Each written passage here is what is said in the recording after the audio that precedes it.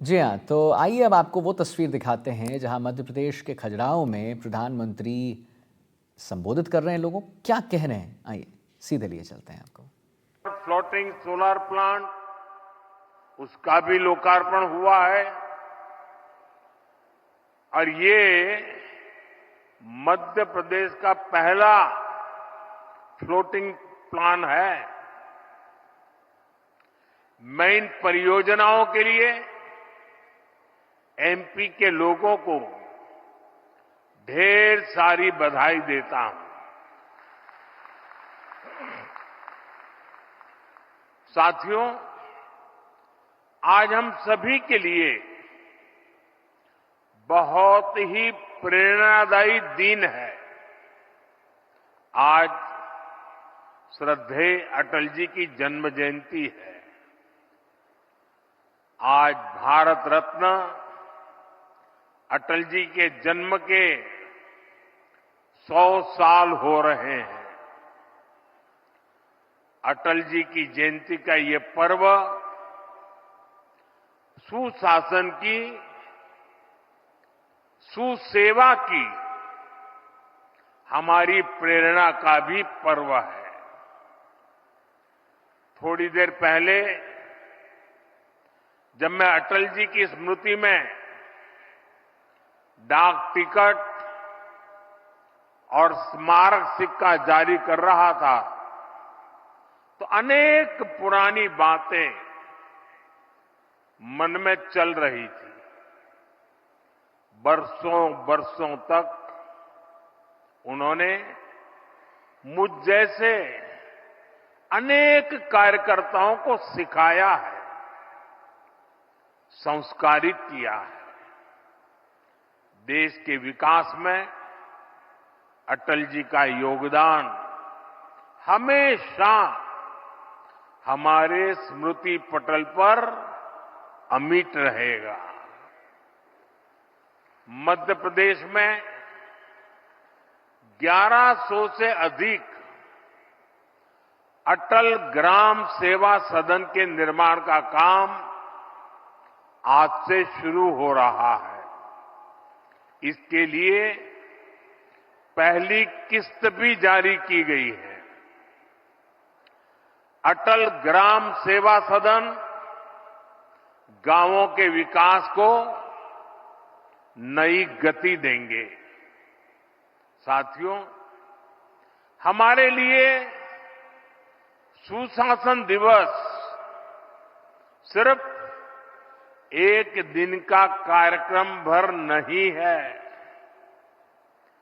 Good governance, सुशासन भाजपा सरकारों की पहचान है।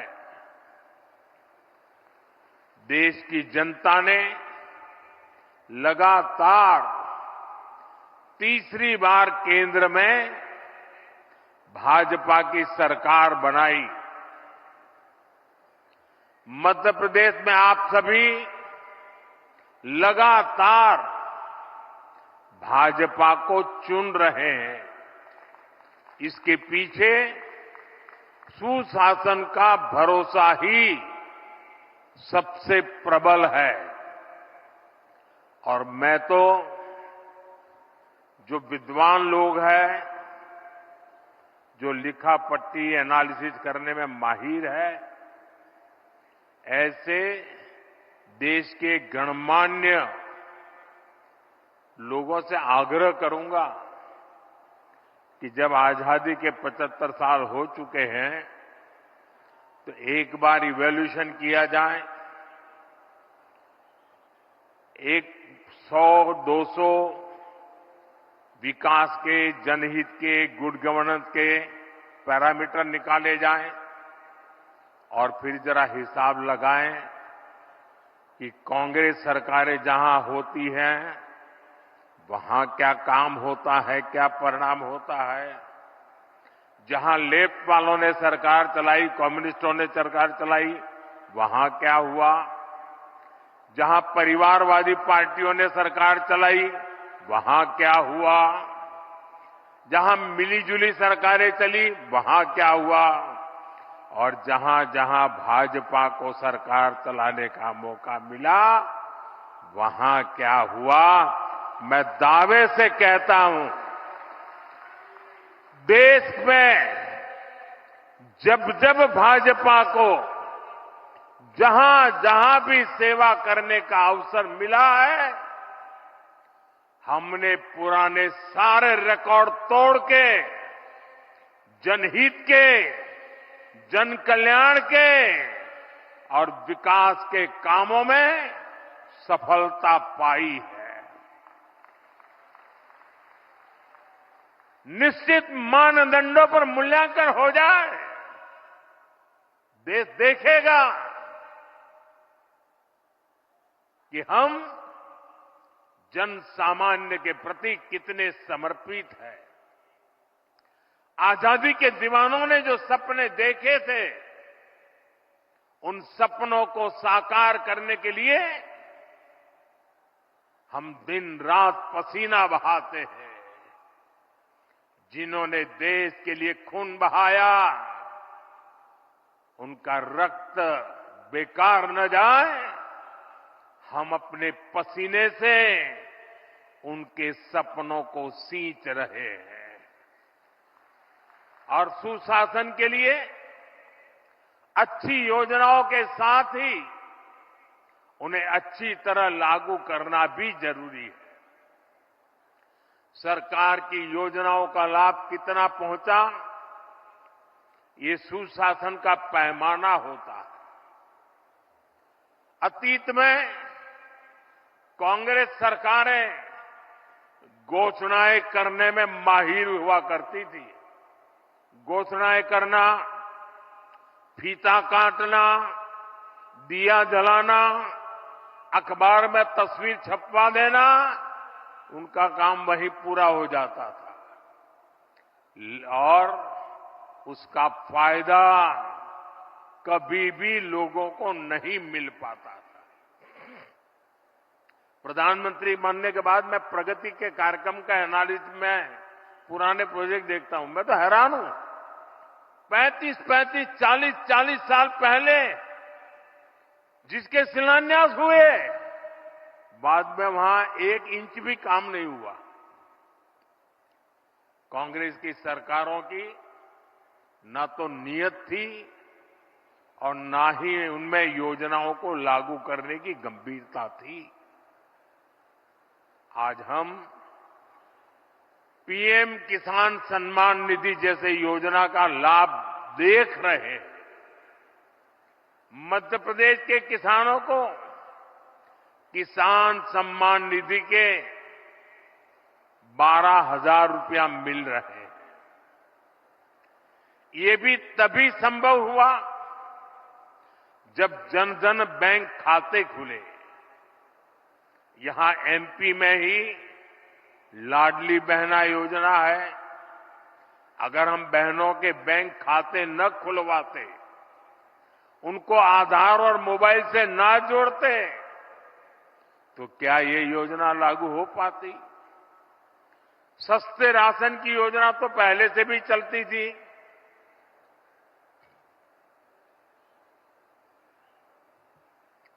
लेकिन गरीब को राशन के लिए भटकना पड़ता था।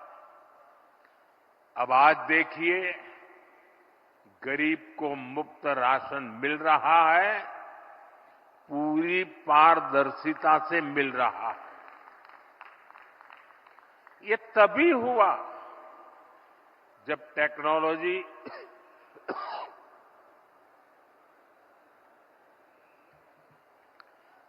टेक्नोलॉजी लाने के कारण फर्जीवाड़ा बंद हुआ। जब एक देश एक राशन कार्ड जैसी देशव्यापी सुविधाएं लोगों को मिली, साथियों, सुशासन का मतलब ही यही है कि अपने ही हक के लिए नागरिक को सरकार के सामने हाथ फैलाना न पड़े, सरकारी दफ्तरों के चक्कर न काटने पड़े। और यही तो सैचुरेशन की 100% लाभार्थी को 100% लाभ से जोड़ने की हमारी नीति है। सुशासन का यही मंत्र भाजपा सरकारों को दूसरों से अलग करता है।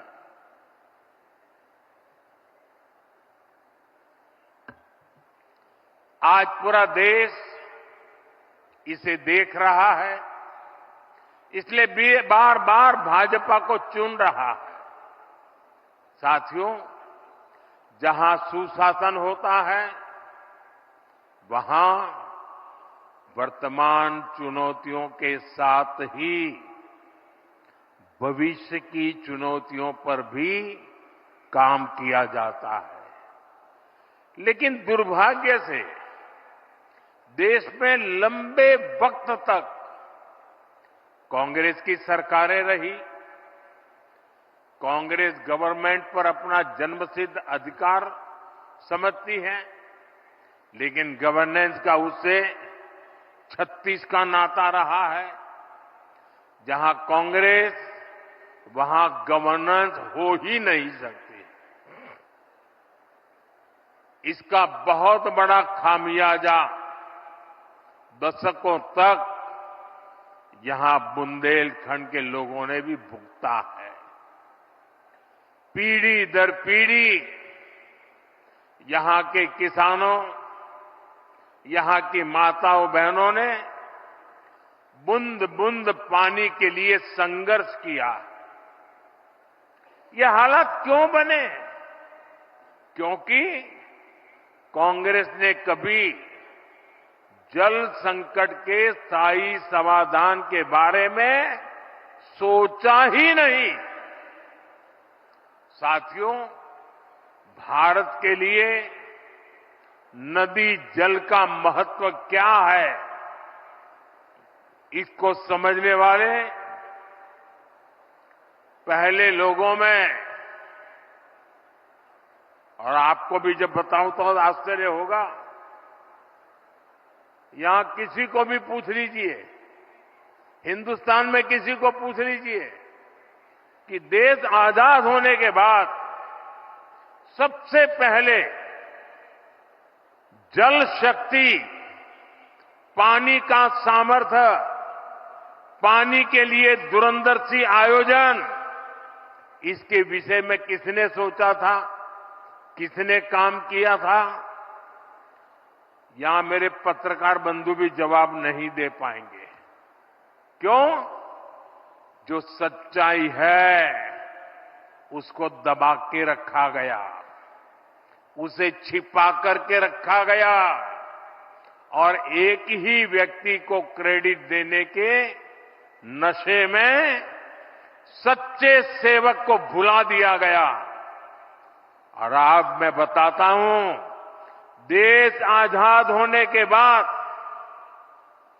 भारत की जल शक्ति, भारत के जल संसाधन, भारत में पानी के लिए बांधों की रचना, इन सब की दूरदृष्टि किसी एक महापुरुष को क्रेडिट जाती है तो उस महापुरुष का नाम है बाबा साहब आंबेडकर।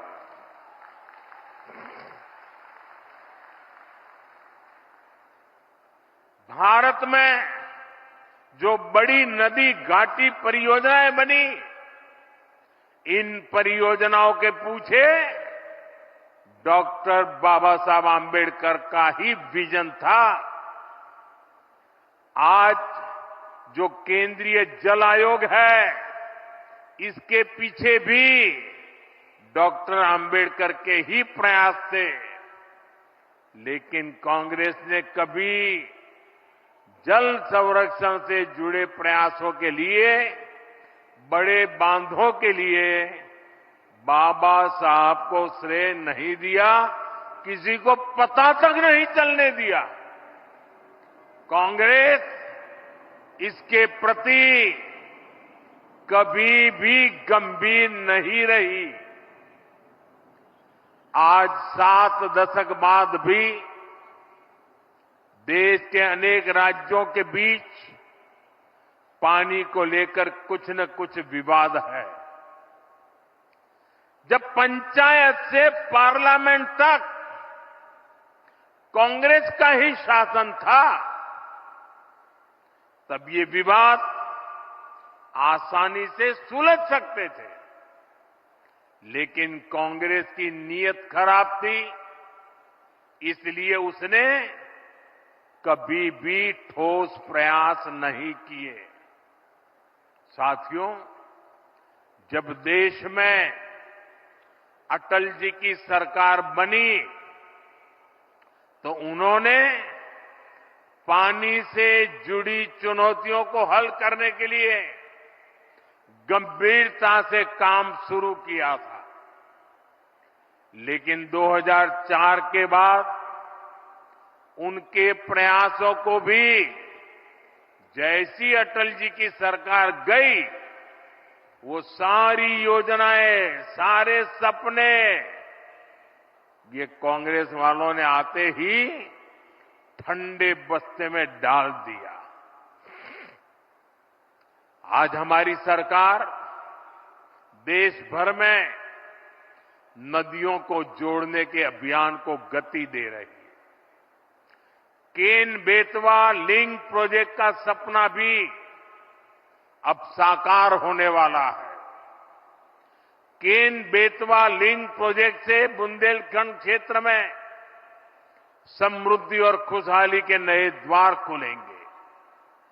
छतरपुर, टीकमगढ़, निवाड़ी, पन्ना, दमोह और सागर सहित मध्य प्रदेश के 10 जिलों को सिंचाई सुविधा का लाभ मिलेगा।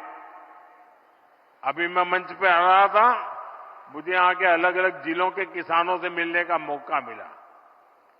मैं उनकी खुशी देख रहा था, उनके चेहरों पे आनंद देख रहा था। उनको लगता था कि हमारी आने वाली पीढ़ियों का जीवन बन गया। साथियों, उत्तर प्रदेश में जो बुंदेलखंड का हिस्सा है, उसके भी बांदा, महोबा, ललितपुर और झांसी जिलों को फायदा होने वाला है।